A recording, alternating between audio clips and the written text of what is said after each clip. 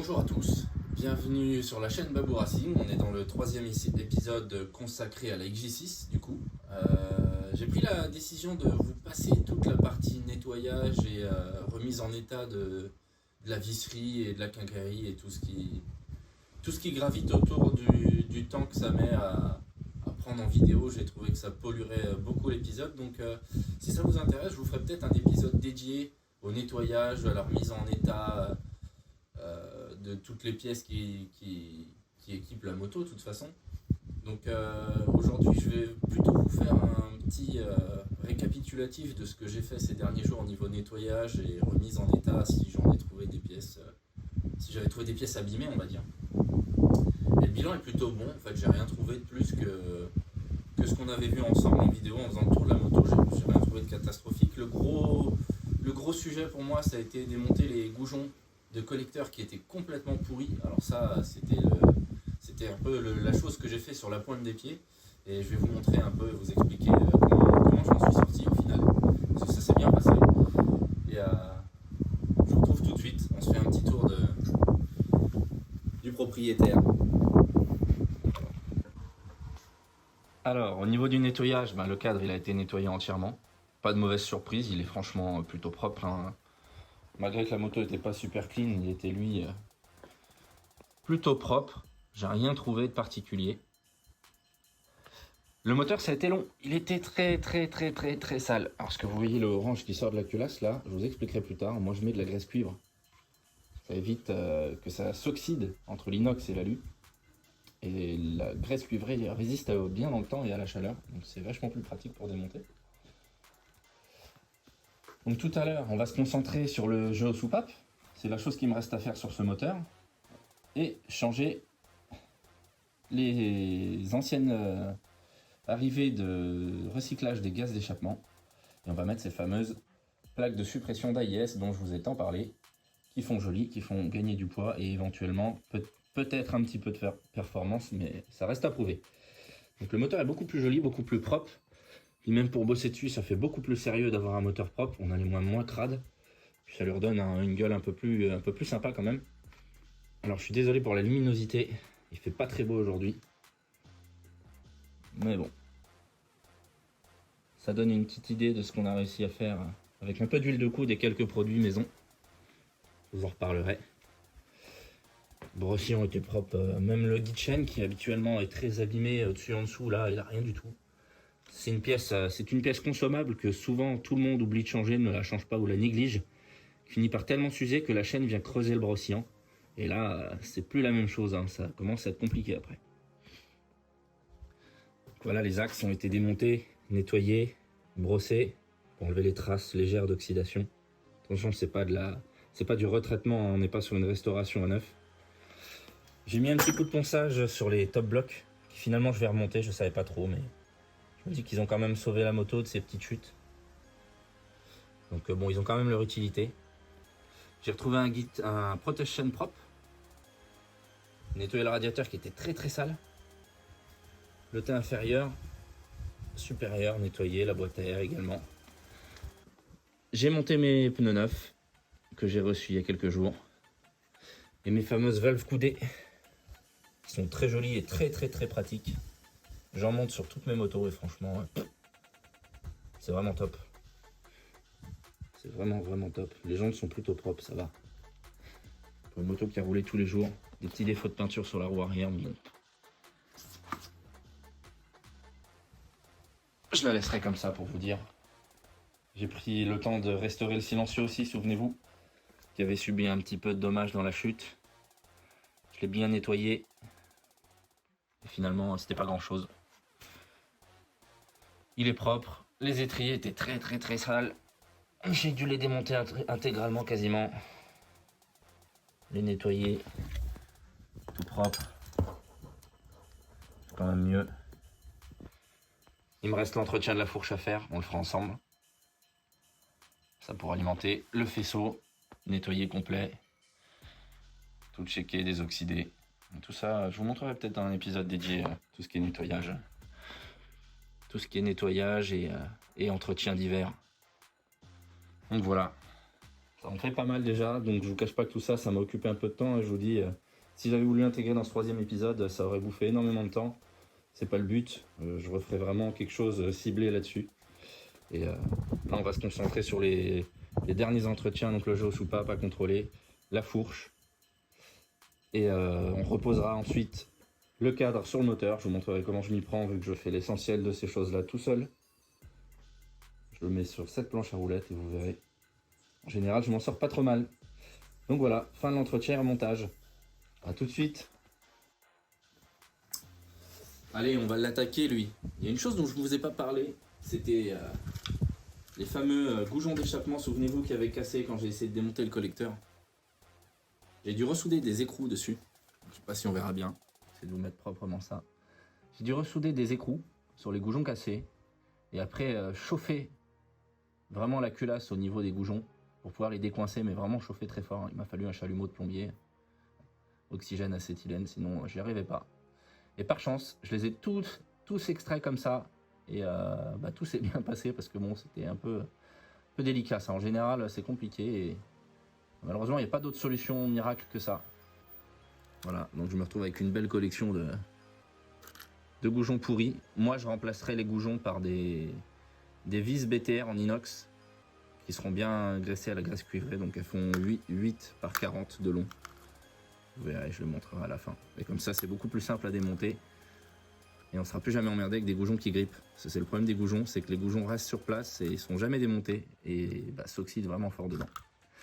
Allez, on s'attaque à lui. Je vais commencer par changer les plaques. Donc le kit, il est composé des 2 plaques qu'on vient de démonter, qui vont sur le couvre-culasse, et un bouchon pour mettre sur la boîte air. Vu que le système ne sera plus relié à la boîte air, on va avoir un trou, donc il faut bien le boucher. Je vous montrerai ça après. Allez, on les pose.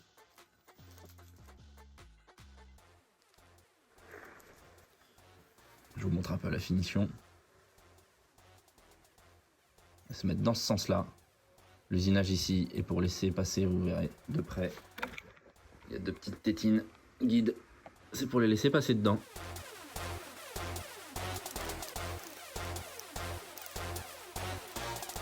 J'aime bien ce genre de truc. Ça fait vraiment...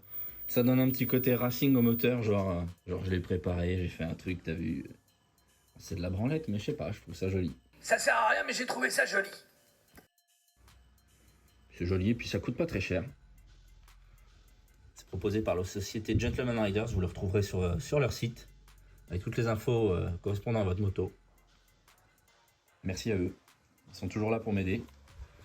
Ils m'ont toujours fourni du bon matos.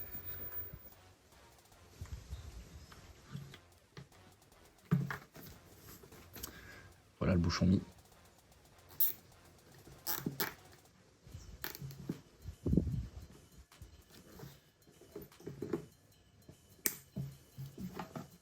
Voilà, là yes, c'est bon. Allez, on va finir de démonter le couvre-culasse et on va voir comment ça se présente là-dessous.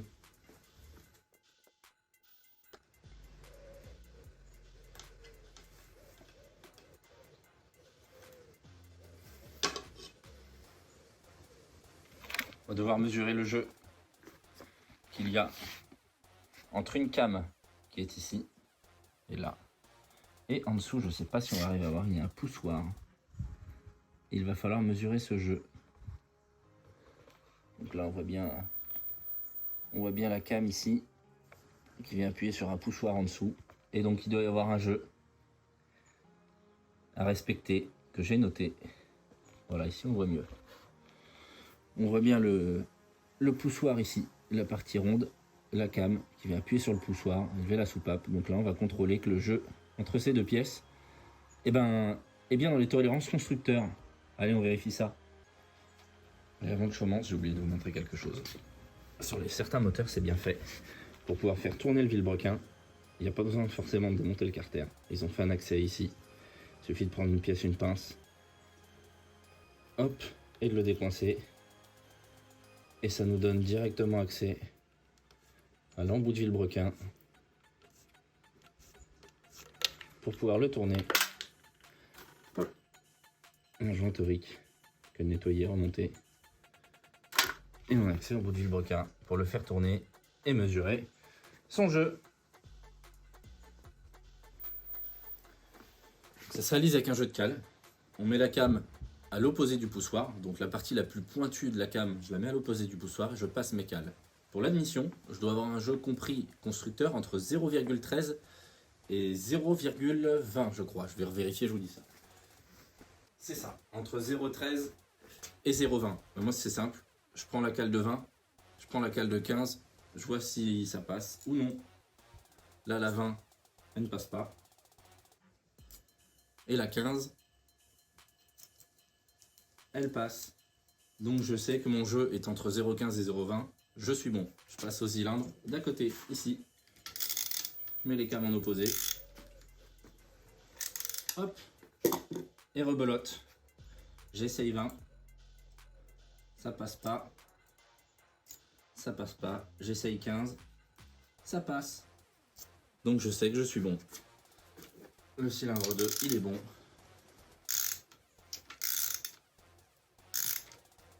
Le cylindre 3, 0,20, ne passe pas.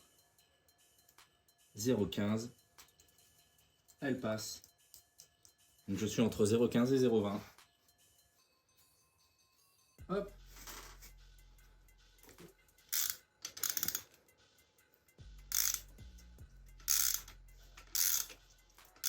Le dernier.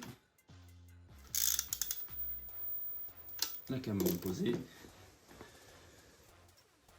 0,20 ne passe pas. Ne passe pas. 0,15.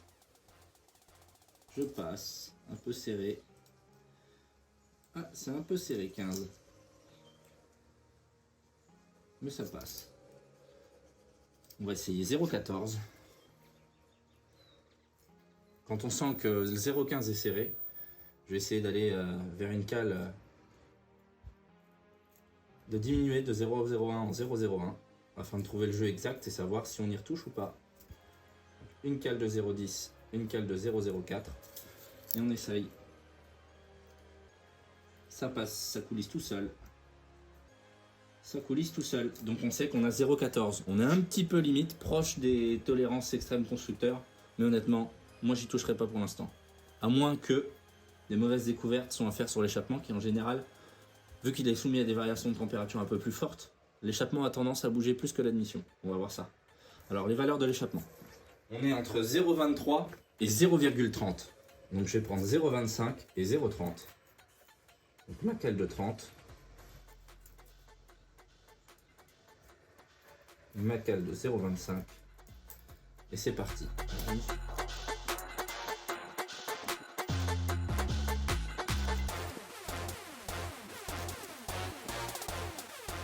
0,25.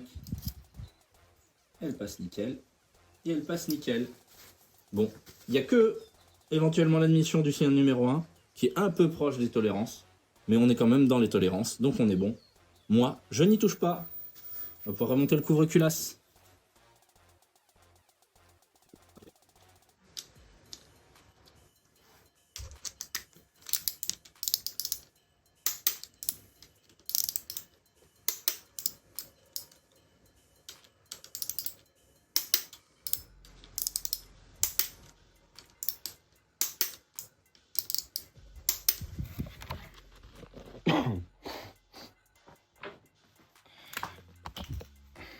Je soupape.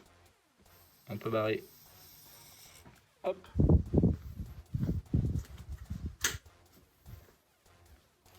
Voilà, une fois mes vis enduites de graisse au cuivre. On pourrait croire que c'est de la rouille, mais non, pas du tout. Donc c'est une super graisse, elle tient super la chaleur, elle tient super dans le temps. Donc pour les axes moteurs, j'utilise celle-là. Pour ce qui est des axes de brossillon, axes de roue, j'utilise de la graisse au lithium ou de la graisse standard. Mais au moins, ça, on sait qu'on pourra le démonter sans problème un jour et que ça va pas pourrir l'axe. Allez, c'est parti.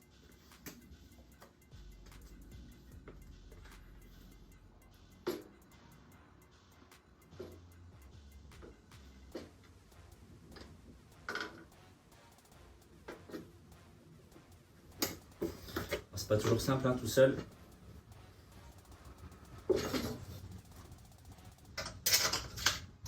En voilà un.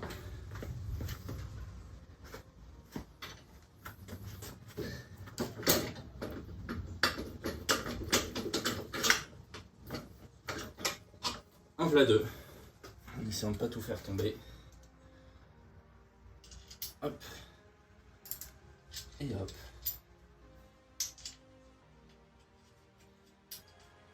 Vous voyez, ça c'est pas le truc le plus facile de la planète, mais franchement, j'en ai pas chié pendant 1 heure, quoi. Donc voilà, les 2 axes arrière sont posés. J'ai mis les écrous. Je serre rien du tout. On serrera tout quand la moto sera posée sur ses roues. Le moteur aura bien pris sa place, je pourrai tout serrer au couple. Pour l'instant, j'approche toutes les vis à la main. Conduit de graisse cuivrée aussi.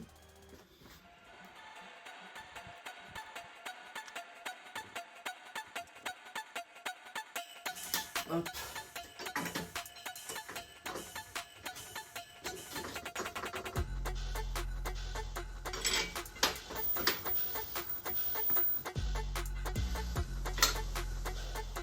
Le bras sur le remis. Hop.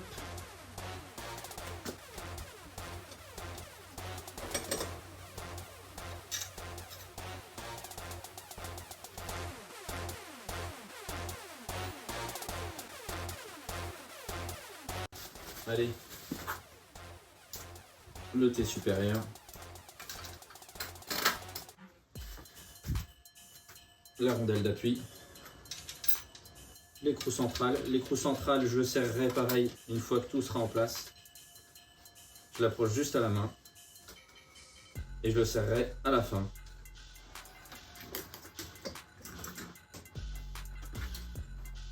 Elle est bien mise. Derrière, c'est bien mis.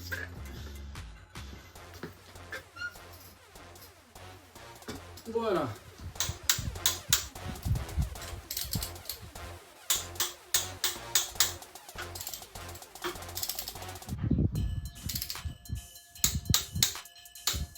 Deux axes moteurs, c'est bon.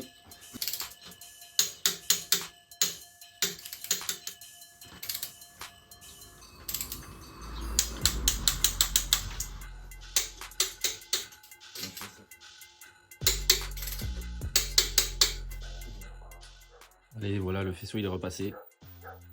Finalement, ça se fait pas trop mal. Il a fallu que je me fie 2-3 fois aux vues éclatées pour bien repasser tous les relais, les câbles là où ils vont, avec tous les petits serre-câbles. Finalement, ça se fait bien. Il me reste quelques trucs à brancher à l'arrière. Le reste est passé grossièrement. Je le repasserai proprement au fur et à mesure du montage. J'ai la liberté de monter le guidon sur le T supérieur. C'est beaucoup mieux le noir que le rouge tuning qu'il y avait dessus quand je l'ai eu. Le compteur est reposé.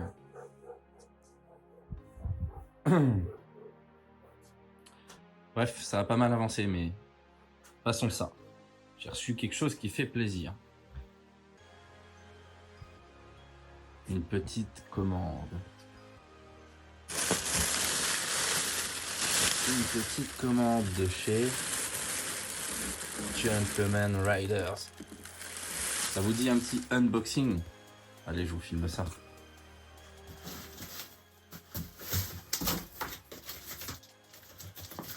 Pignon couronne pour le kitchen de la XJ6. Un kit du Rite Aviation pour XJ6 de 2009. Magnifique. Des repose-pieds type origine. Les tunings, ça me plaisait pas du tout.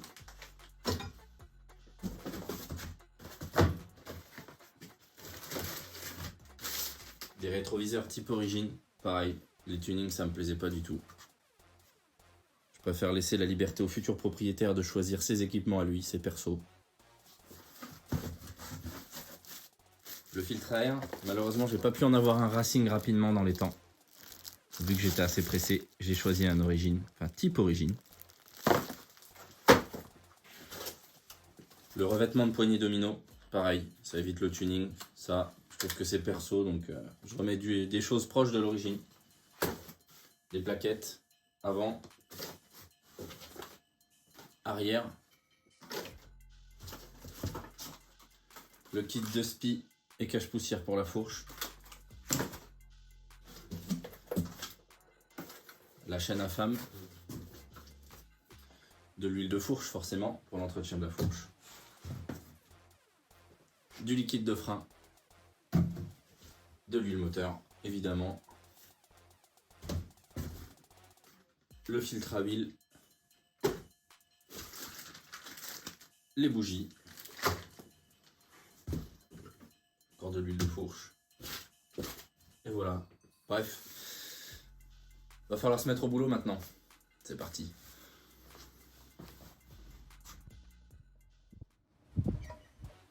Pour faciliter la mise en place du porte-couronne.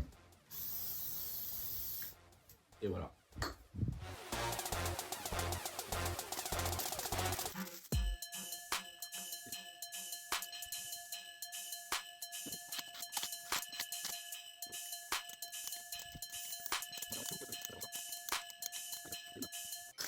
Le pignon.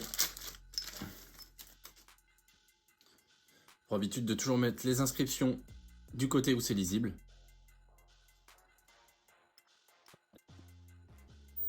Lui, on le serrera à la fin, vous verrez pourquoi. Allez, on remonte la roue arrière.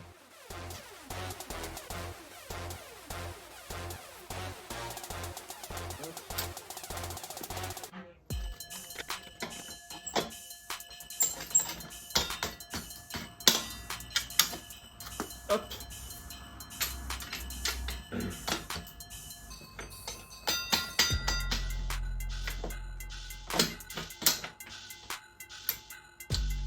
Voilà.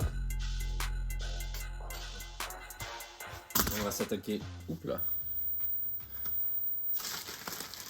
On va s'attaquer à la pose de la chaîne, qui est bien graissée. D'origine, je peux vous dire que neuve, la graisse de chaîne, ça tient très très fort. C'est livré avec son maillon attache rapide, les 4 jointoriques, puisque c'est une chaîne à jointorique. Il existe aussi des chaînes sans jointorique, qui durent beaucoup moins dans le temps. Par contre, il y a moins de perte de puissance. Là, c'est une chaîne à jointorique. Hop, elles sont livrées avec un petit sachet de graisse pour graisser l'attache rapide. Et pour les sertir, il va falloir utiliser ce petit outil proposé par Afam qui nous permet de sertir les maillons nous-mêmes à la maison avec un petit outillage, voilà, léger. C'est quand même vachement pratique. Allez, on la met en place.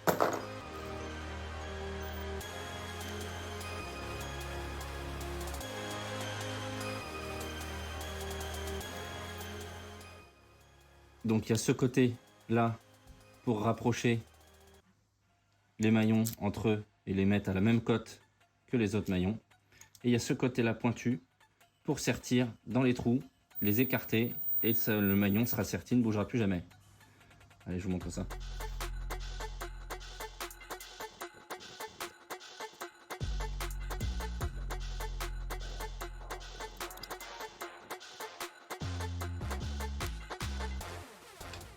Quand on sent que ça a durci, que c'est plus ferme, on arrête, ça sert à rien d'aller plus loin.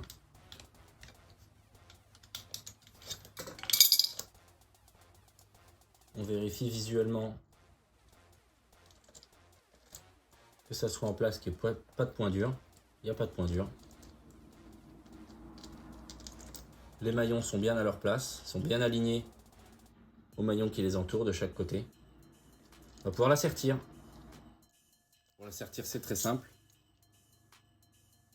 La pointe va rentrer dans le milieu du maillon, l'écarter, et ça ne bougera plus.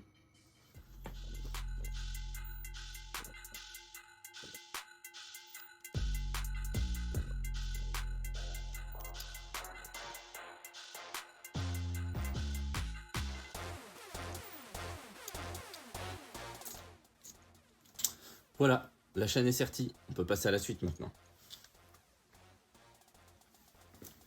Du coup maintenant, on peut passer au serrage du pignon de sortie de boîte. Pour ça, un petit peu de Loctite. Pas beaucoup, hein. Une goutte de chaque côté du filet. On l'approche à la péteuse, j'ai bien dit approcher.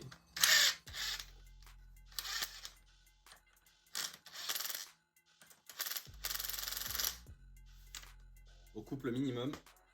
Et pour le serrage, je coince un tube enroulé de chiffon ou de gaine autour du bras oscillant. Et je peux serrer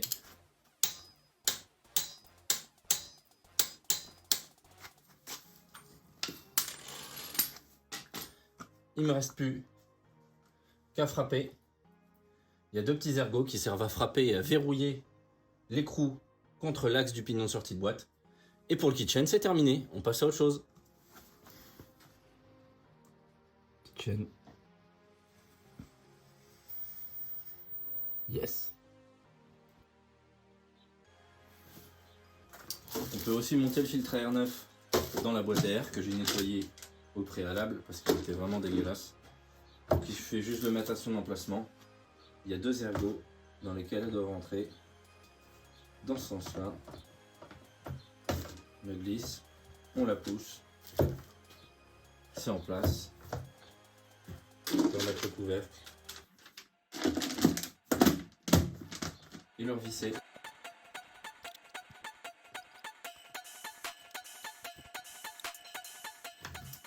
Voilà, la boîte à air elle sera prête à remonter. C'est pas un filtre air racing, mais ça reste toujours mieux qu'un origine colmaté. Allez, on la range.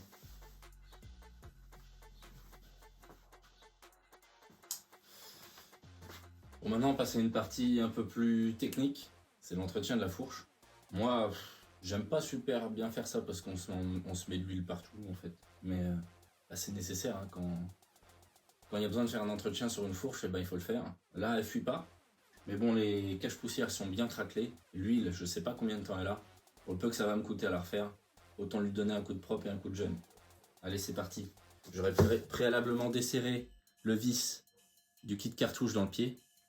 Quand la fourche était dans l'été, j'ai desserré le bouchon en desserrant d'abord le T supérieur. Donc le travail est bien avancé. Il ne me reste plus qu'à enlever la protection plastique, le cache-poussière, le cire-clip, enlever le bouchon, la vidanger. Ensuite, enlever le bouchon de cartouche, la désassembler et vous l'aurez compris, réassembler avec des pièces neuves. Allez, c'est parti.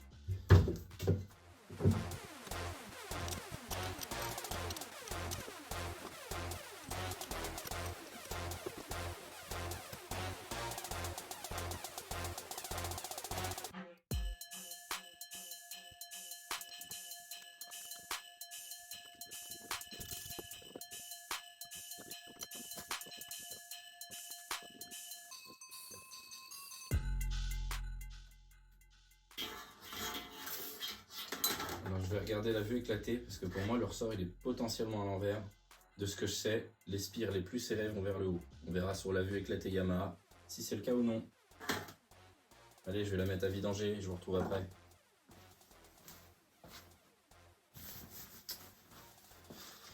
Du coup, j'ai enlevé la vis de pied.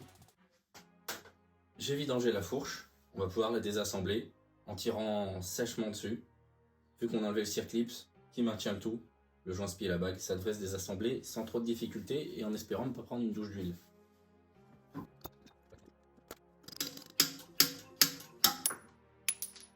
Hop, la bague du fond. Et voilà, c'est désassemblé. Il me reste plus qu'à tout nettoyer et à remonter avec du neuf. Je vous retrouve après. En tout cas, il était temps parce que vu la couleur, c'est bien noir. Du coup, pour ce tube-là, c'est fini. La fourche, elle travaille beaucoup mieux qu'avant. Bien plus ferme, plus réactive. Enfin bref, ça peut lui faire que du bien. J'ai finalement réussi à mettre le cache-poussière. J'ai remonté le cache plastique de protection. Et puis un petit coup de nettoyage avant de la reposer. Et c'est parti pour quelques milliers de kilomètres supplémentaires. Maintenant, il faut s'attaquer à la deuxième. Allez, je vous laisse.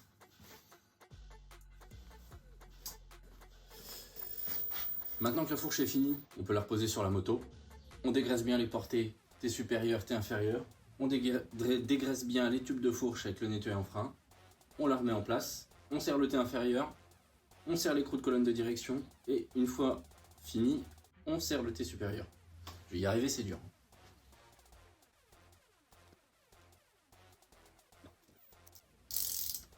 Donc le bouchon à ras du T supérieur. À convenance, en fonction du feeling qu'on aime avoir sur une moto, on peut très bien remonter le tube dans la fourche de 5 ou 10 mm. La moto sera un peu plus penchée sur l'avant, donc l'assiette un peu plus vers l'avant. Ça rendra une moto un peu plus vive, un peu plus maniable, mais moins stable à haute vitesse.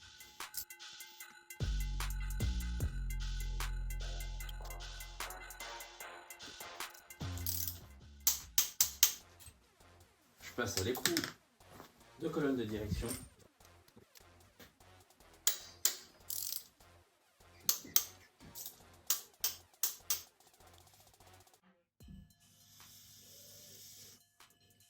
Et voilà, ça c'est fait. Ça aussi c'est fait. Ce que je vais pouvoir faire, c'est monter les 4 bougies. J'ai mis à vidanger le reste d'huile de la moto. Je vais pouvoir enlever le filtre à huile, le changer. Mettre un joint neuf sur le bouchon, la remettre en huile. Et puis après, on va passer à la suite. Ça va être repassage du faisceau dans le cadre ici, dans les poutres. Rebranchement, mise en place des bacs, du pare-chaleur, des bobines, des antiparasites, la rampe, la boîte à air. Et on rebranche tout. Allez, c'est parti.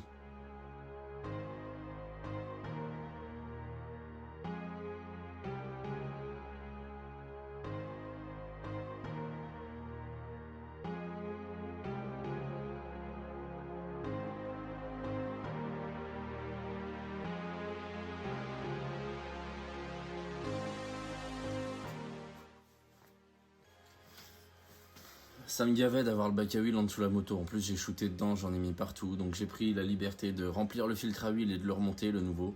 Et là, je vais remplir la moto en huile. Comme ça, cette partie-là, on n'en parle plus.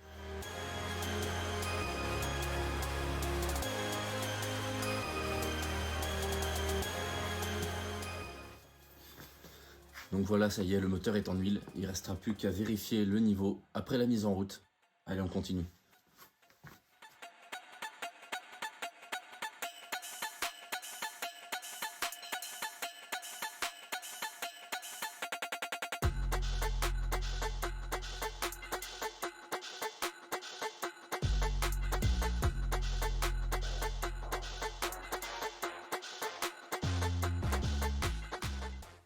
Alors, pour l'instant, pour cette partie-là, c'est fini. La rampe est reposée, tout est rebranché, le passage des câbles est fait comme à l'origine. Je ne peux pas remonter tout de suite la boîte à air parce qu'il me reste un câble à brancher ici qui correspond à la prise du ventilateur de radiateur.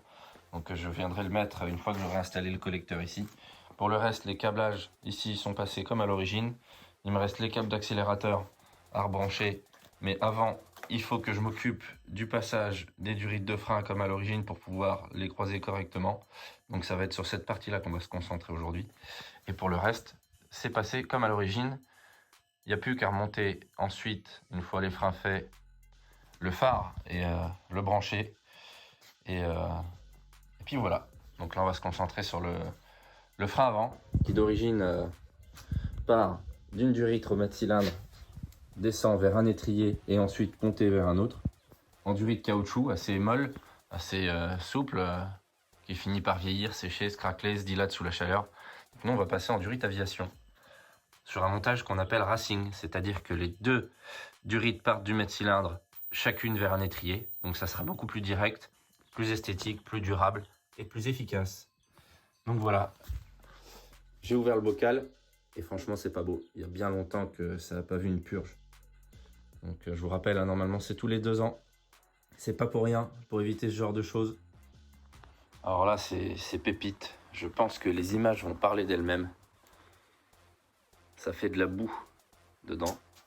J'ai même dû enlever les pistons d'étrier tellement dedans c'est pourri. Plein de merde. Donc c'est un mal pour un bien parce que du coup ça va me permettre de bien rincer les 2 étriers complets. De remettre un petit coup de propre sur les pistons parce que je les avais déjà dégrossis. Mais il y a encore des traces et ça me plaît pas trop. Donc un petit coup de paille de fer, de belle gomme pour les avoir propres. Et comme ça je vais pouvoir tout remonter nickel et poser mes durites propres. Mais là ouais franchement ça va se demander si ça a déjà été fait un jour. Ça lui fera vraiment pas de mal. Je vous appelle la partie nettoyage et on se retrouve pour le montage. Voilà, c'est propre pré-remontage. Donc pour ceux qui se demandent comment j'ai nettoyé tout ça, tout simplement à l'eau. Bien rincé à l'eau et un bon coup de soufflette, un coup de nettoyant frein pour bien dégraisser et finir le travail et bien sécher surtout. Il ne faut pas qu'il y ait d'humidité dans le nouveau liquide de frein, sinon ça servira à rien. Et le mètre cylindre, il a retrouvé aussi une très belle gueule.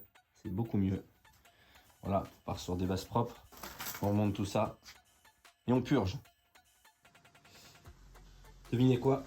J'ai reçu mon collecteur de soudure et le chaudronnier habituel m'a fait du super boulot. Il m'a repris la soudure tout le tour, c'est nickel. J'en ai profité pour mettre un petit coup de propre sur le silencieux Et pareil sur le collecteur, alors bon j'aurais pu avoir ça meilleur, mais bon c'est pas le but, hein. Ça reste une moto de route, il est quand même très oxydé, j'avais pas envie de passer des heures à l'avoir nickel, surtout que je le fais à la main. Donc on en profite, je vais changer les boujons par des vis inox, une touche de graisse cuivrée, des joints de collecteur neufs, forcément. Et ensuite on pourra reposer le radiateur, faire le plein du liquide de refroidissement, reposer les boîtes à air, la boîte à air pardon, il ne nous restera plus que les carénages. Let's go. Le collecteur est monté, donc avec les vis inox et enduite de graisse cuivrée. Donc pour ceux qui avaient deviné, moi j'ai fini par trouver ce que c'était cette ligne. Donc c'est une ligne complète Termignoni. Donc finalement c'est quand même pas de la daube. Alors j'ai pas été chercher loin, hein. C'est écrit quelque part autour du silencieux Termignoni. Je sais pas si on arrivera à voir là. Voilà. Bon, elle est quand même pas mal. C'est toujours mieux que l'origine, et puis Termignoni c'est quand même une grande marque. Allez, on s'attaque au montage du radiateur. Le radiateur est remonté, les durites rebranchées, resserrées. Il n'y a plus qu'à remonter la boîte à air parce que j'ai pu du coup brancher le ventilateur. Voilà, qui est la prise là, qui est la prise ici là. Donc il fallait que je laisse le passage. Donc là, je remonte la boîte à air, le plein de liquide de refroidissement, les carénages et mise en route. Vous êtes sur le point d'assister à une prise de vue sur mon cul ainsi que le caleçon de grande marque que je porte. Je tiens à préciser que je ne fais aucun placement produit et je tiens à m'excuser pour la gêne rencontrée. Je vous demanderai de bien vouloir écarter vos enfants de cette scène insoutenable et atroce et je décline toute responsabilité en cas d'attaque ou malaise suite à l'incident rencontré. Merci de votre compréhension.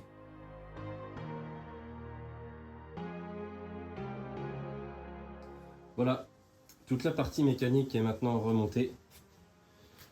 Je fais le plein de liquide de refroidissement et on se retrouve pour le montage des carénages maintenant. Montage des carénages, ah oui, il me reste aussi les durites de frein avant à monter. Et faire la purge du frein avant et du frein arrière. Mais on commence à s'approcher du but là, ça y est. Let's go. Bon les bichettes, il y a une partie que j'ai zappé de vous filmer. Donc du coup j'ai décidé de redémonter le radiateur parce que ça me plaisait pas d'avoir les ailettes un peu blanchâtres, ça faisait pas propre je trouvais. Globalement la moto est nickel et je trouvais que ça faisait dégueulasse de se pencher devant le radiateur avec les ailettes oxydées. Du coup je l'ai redémonté, dégraissé, repeint. C'est beaucoup plus joli. J'ai monté les belles durites aviation qui viennent de chez Gentleman Riders. Elles passent comme à l'origine et en montage d'e-racing, c'est-à-dire les deux en direct vers les étriers. Donc du coup ça fait propre, j'ai rééquipé la tête de fourche. Voilà, le guidon est équipé aussi. Je sais plus si j'ai montré ça, il me semble que j'ai oublié de filmer. Enfin bref. Voilà, ça fait joli. On a un beau tableau de bord, on a un beau bloc WSB. J'ai décidé de le laisser parce que je trouve ça vachement sympa et vachement pratique en fait. Donc je me suis dit ça pourra servir au futur propriétaire. Et j'ai une petite surprise à vous montrer. Je pense que vous devinez ce qui se cache là-dessous. Alors je vais juste poser à blanc, mais j'ai récupéré ça hier de chez mon pote Martial qui m'a fait la peinture intégrale des éléments de carénage et des repose-pieds de la moto. Je sais plus si je vous avais montré, mais je sais plus si ça... Je l'avais filmé, mais c'est rééquipé. Sur la batterie, et je me suis aperçu que la batterie était à plat, mais c'est pas grave. Du coup, on va virer la batterie acide plomb d'origine pour mettre une belle batterie au lithium qui est plus légère, plus compacte, plus performante et qui a une durée de vie étendue. Donc c'est un bon moyen de gagner du poids sur sa moto parce que franchement la différence de poids elle est énorme. Hein. Faudrait que je pèse, mais c'est, je dirais bien du simple au double au triple, hein, tellement elle pèse rien celle-là. Donc toujours un petit élément sympa en plus. Allez, pour vous montrer un petit peu le gain de poids entre une batterie plomb d'origine et une batterie lithium-ion, dite un peu on va dire racing, parce que le gain de poids et la performance sont là. Donc allez, on y va, la batterie acide plomb. 3,650 kg. Et la batterie lithium, 850 grammes. Vous imaginez? Quasiment 3 kg de gagné juste en changeant la batterie. Et pour finir, qu'est-ce qu'il me reste à faire? Donc du coup, monter les platines de repose-pied, les beaux carénages. J'ai pas filmé aussi, je sais pas si vous vous souvenez, les bâtons de roue. Il y avait un petit peu d'oxydation, enfin un peu de peinture qui s'était barrée. Donc j'ai repeint, j'ai remis un petit coup de peinture sur tous les bâtons, ça fait propre. Du coup la jante elle est nickel, je trouvais que ça faisait un peu crado. C'était dommage de laisser ça comme ça. La ligne terminionique est bien propre. C'est pas la plus sexy pour ce modèle-là, mais bon, elle a le mérite d'être là quand même. Une autre chose sympa à propos des batteries lithium dont je vous ai pas encore parlé. L'indicateur de charge avec un petit bouton test qui permet de savoir l'état de charge de la batterie quand on a envie de le voir. Voilà, on sait qu'on est full. C'est quand même bien pratique. Parce que vous en pensez, même moi, ce genre de truc, c'est con, mais ça me plaît bien. Et c'est donc sur ces dernières images de moi en train de monter les platines que je vais clôturer cet épisode 3. Je vous donne rendez-vous très bientôt pour suivre l'épisode final consacré à l'XJ6, qui sera l'épisode donc numéro 4. Restez connectés, il y aura des belles surprises à venir. Merci à tous de m'avoir suivi, et si ça vous plaît, n'hésitez pas à vous abonner.